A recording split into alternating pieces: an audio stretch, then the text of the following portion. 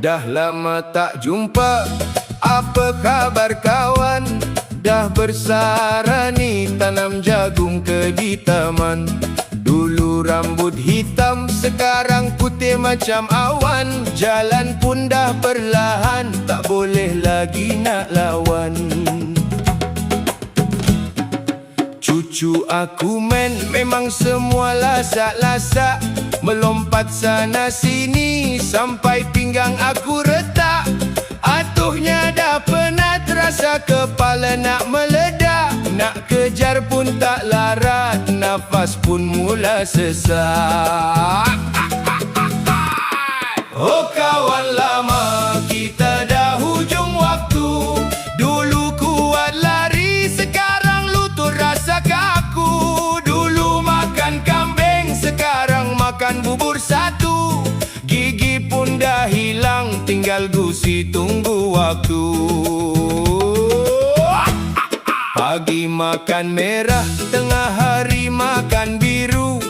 Ubat dalam botol, dah macam kedai jamu. Sakit lutut ada, darah tinggi pun dah serbu. Siapa yang sakit, aku ke kau yang keliru.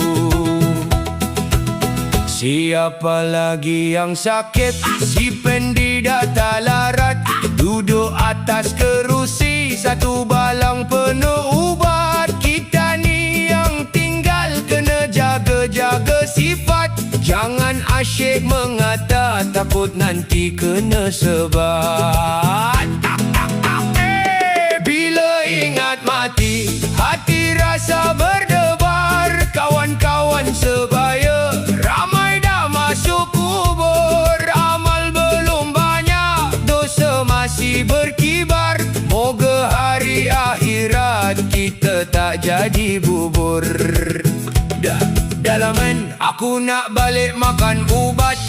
Nanti bini bising, katanya aku dah lambat. Bekalan akhirat, jom kita cari cepat sebelum malaikat datang bawa kita berangkat.